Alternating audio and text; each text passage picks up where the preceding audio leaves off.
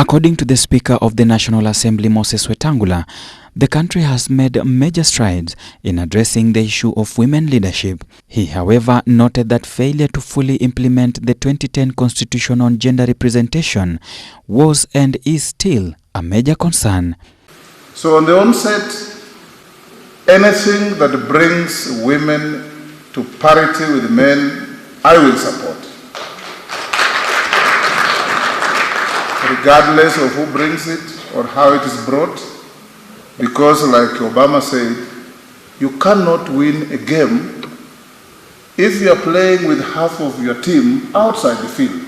His sentiments were echoed by his Senate counterpart Amason Kingi, who said that the number of elected women in the country's parliament was on the rise, an indication of progress. In fact, some of you have already brought some bills which I have readily approved and forwarded to committees to look at so that they can be able to help elevate the gender equation to a level it must be.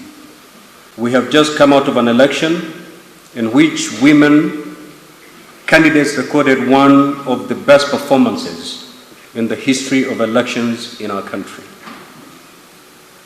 We now have 102, if I'm not wrong, 102 women parliamentarians domiciled in the Senate and in the National Assembly, 63 of them newly elected. The elections also ushered into office 7 women governors. He added that 2022 general elections had proven that positions were no longer preserved for men as earlier perceived. Having been realized against numerous intimidating odds arrayed against the women candidates. The message that should ring loud and clear across our land presently and going forward is that political leadership in this country is no longer preserved of men.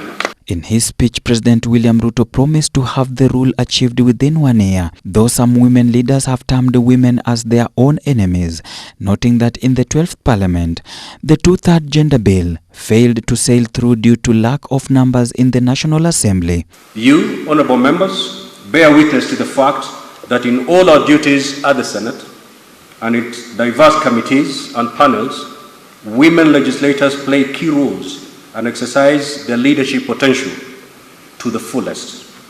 This we shall continue to do as and when occasion demands. Inevitably, we must come to the consensus that unless women achieve equal status within governance and political structures, our efforts to strengthen the democratic base and expedite crucial social and political reforms will be hamstrung. On her part, Presidential Advisor on Women's Rights, Harriet Chigai, has said that she was optimistic that the 2/3 gender rule would be achieved.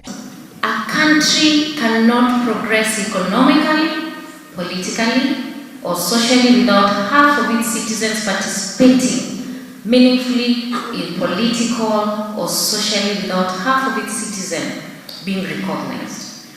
The low proportional representation of women in political and governance structures should awaken us as women leaders. It is important to note that smart governments invest in their women.